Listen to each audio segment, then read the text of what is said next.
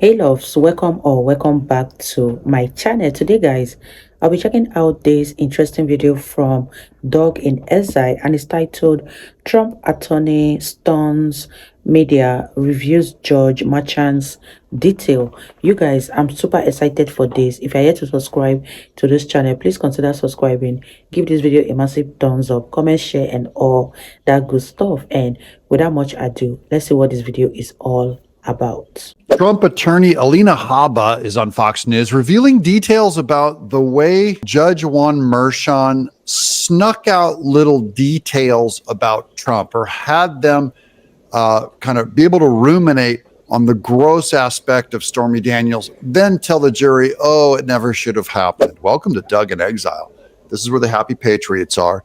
This is how these trashy people are trying to plaster Trump with just the Stormy Daniels story. It's not going to work. Remember the E-tape or whatever it is in 2016, they thought that would take him out, the extra Hollywood tape where Trump said he'd grab a girl, not that he said you can grab a girl, whatever, if you're famous enough. They thought that would end him, and it wasn't enough. Let's get into this one with Alina Habba. Well, Judge Cannon reserved and did not give another date, but she said there is a tremendous amount of pretrial. There's other issues that have to be handled first. We have. And so she's giving us a quick update on the Eileen Cannon one that I forgot about. Just that how Jack Smith blew that case. It's getting pushed back indefinitely. Part of it because he covered up and doctored evidence. I'll explain in a minute. Found out that Jack Smith has his hand in the cookie jar. He was intentionally taking evidence, not telling the court that he had basically taken classified document covers, put him on the wrong documents because they were sloppy. These are about the photos. I don't know if you ever saw the Mar-a-Lago photos. It has stacks of documents all scattered on the floor, and they all have top secret, classified statements on them.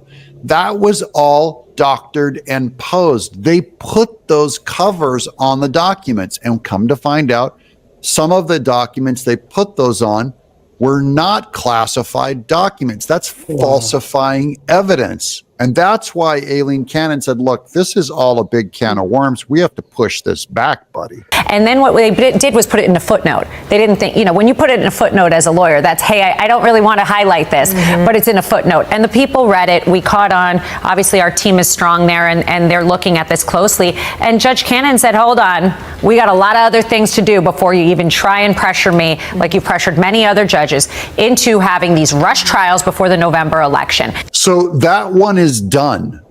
Mar-a-Lago, done. Fonnie Willis, likely done. And this Stormy Daniels one, well, there's no jail time associated with it. Judge Merchan said about the defense complaining about the testimony, he said, I agree.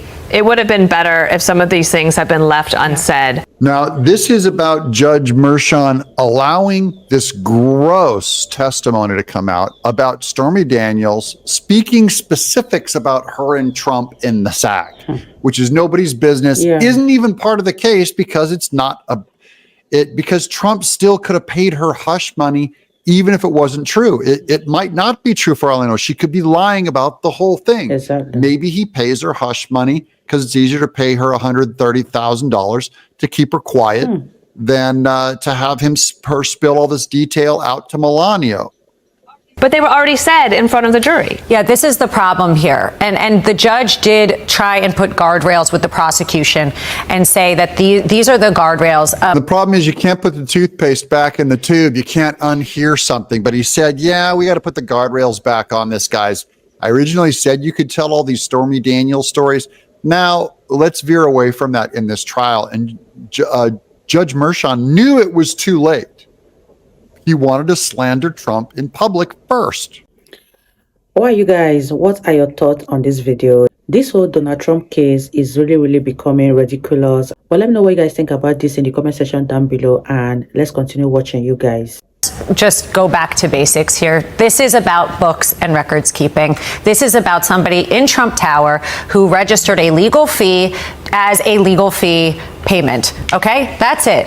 A payment to Michael Cohen, who was an attorney, to reimburse him was a legal fee. That's what this case is about. Where was President Trump? In the White House. So Trump can't be responsible for this if he was in the White House. He had nothing to do with all this stuff. That's why he was saying earlier that he just probably signed a document, saying pay whatever. It's part of his business. He signs hundreds of documents to have his business pay for stuff.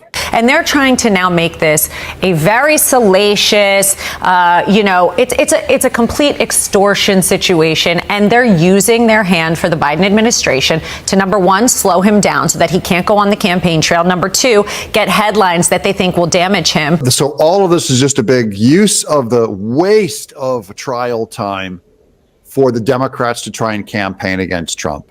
And then Trump, of course, is going to just say, fine, you got me tied up in court. How about I use this to campaign against you? And that is what this election is about. Not Trump versus Biden, but Trump versus the corrupt state. Clear. And the judge was trying to prevent that. But I can tell you, I just thought the prosecution completely disregarded the guardrails, didn't care. And that's why we moved for a mistrial. Oh, so I didn't hear that they moved for a mistrial. And so I haven't heard anything on that, but that's the first I heard of it. So I hope they do get a mistrial. They should. How effective can the limiting instructions be for jurors? I think they're useless. I think they're completely useless. I'll be honest with you. I love this, too, because I'm very skeptical of our court system.